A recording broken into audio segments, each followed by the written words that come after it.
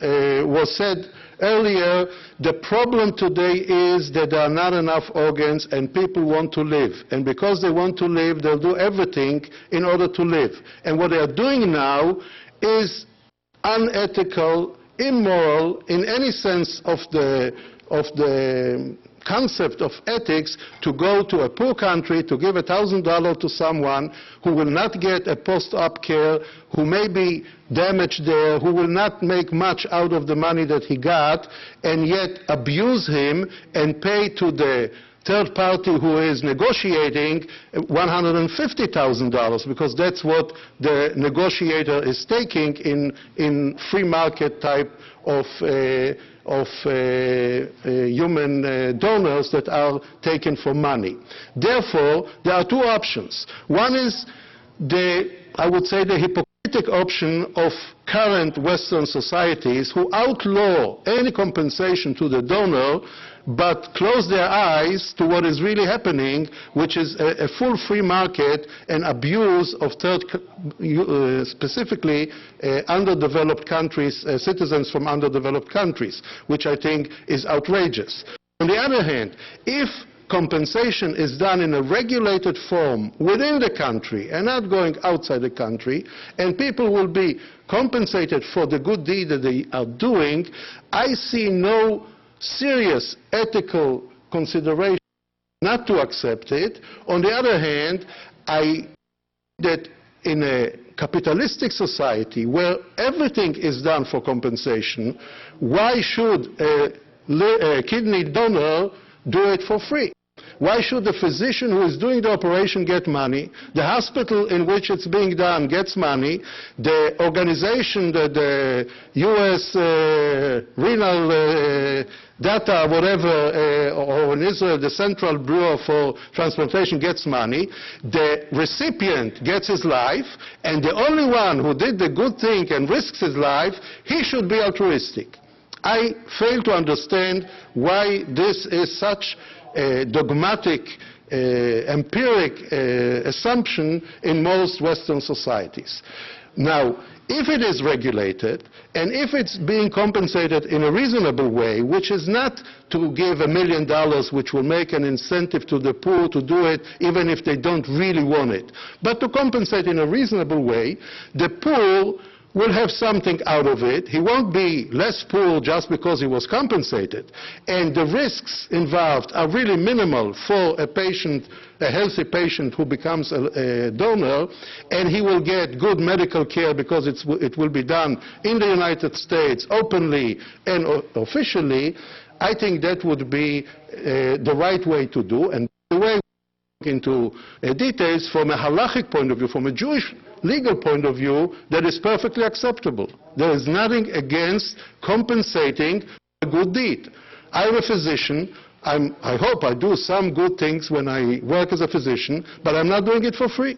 I'm getting money for it. And that doesn't take away from the good deed that I'm doing as a physician, as a life-saving things that I'm doing for others. So I think that compensation in a regulated way will both avoid the abuses that are currently happening and Western society is closing their eyes to, and may even increase the number of organs available to save lives. Now, from a Jewish point of view, there is a difference between a cardiac death donor and a brain death. And I won't go into the huge debate on what defines the moment of death, but that really is the issue when we talk about cadaveric donation. From a Jewish point of view, and I want it to be clear, and Hot Society here in the United States is doing a wonderful job by explaining the issues in the Jewish communities, it is absolutely permissible and probably even advocated to become a cadaveric organ donor, because by a cadaveric organ donor we are saving life, and saving life in Judaism is the highest call that we have. And the issues, halachic issues concerning the desecration of the body, derived from the body, parts of the body that are not buried, but all those are set aside when life-saving issues come across. Life-saving purposes, we are allowed even to desecrate the Shabbat and eat on Yom Kippur. So these are certainly less serious problems involved. So it is clear that in principle we should be organ donors after death. The only question is, when is a person dead? What is the definition of the moment of death? Now, some hold that brain death is not yet the definite or the definitional moment of death, and therefore this person is alive, or at least partially alive, and when you take out an organ from a live person, you're actually killing him. And killing one person, you're not allowed, even for the sake of saving someone else. But all agree that a cardiac dead person is dead by all criteria from a Jewish point of view. Certainly, a human deceased or cadaveric person whose death was established by cardiac criteria should be an organ donor. And there are now efforts to keep alive organs, including the heart itself, after cardiac death.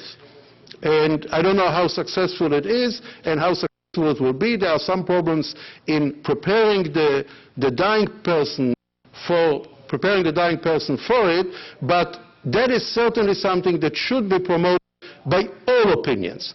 Brain death issue or brain dead person, for those who define the person as dead with this criterion, should become an organ donor because he is dead and with his organs he can save lives. Those who hold that brain death is not establishing the moment of death obviously cannot obtain organs in this situation. Thank you. Steinberg, before you sit down, 30 seconds on old versus young. Right, okay. Can we put the lights on, please? Just slide them up on the side. Now, who should be the recipient, which was the presentation? We had, for instance, an issue. I am a pediatric neurologist. I have patients who are Down syndrome, who are mentally retarded, who also get renal failure. And they need renal transplants. And I fight for them to get an organ. Because if we would distinguish by age, by quality of life, by mental capacity, where do we set the line? Why 65 should be a cutoff point? Why do we make all the statistics before 65 and after 65? What is 65 better or worse than 64 or 68? Last question. Can a child be a donor? A child preferably should not be a donor because his informed consent is not a truly informed consent. Yes, the situation is such that no one else can save his brother or his parent, then the assumption is that when he will grow up, he will feel good with himself that he saved someone close to him, and that could be acceptable. But so the answer is yes, a child can be a donor? Yes, with a lot of qualifications. Meaning, no, I'm saying, no. Right? You're sitting on the committee. You're sitting on the committee. If there are other chances besides this child, then don't. No, there's only this child. If there's only this child, he can become. But he can sue you 20 years later. No, he'll sue me. I'm going to... Okay, let's... To be sued if I saved a life. Okay. I want to thank Dr. Steinberg and Dr. Friedman for yielding to the time pressure. And before we take your questions, which we will, Amy was stifled. You had one question. I think you can speak loud enough so everyone can hear you. Well, I really enjoyed your presentation. Louder. I'd like to ask you this. I'm very challenged by your first comment about the issue of experimental transplants. How can we permit patients to have transplants that are now state-of-the-art, but only became state-of-the-art because earlier patients went through transplants that were experimental transplant? 30-second answer. It's hard to do in 30 seconds. I mean, that is really a general question. Every medication, every immunization was done on an experimental level. Now, there are two ways to experiment, a legitimate way and an illegitimate way. Yes. Now, you are asking, let's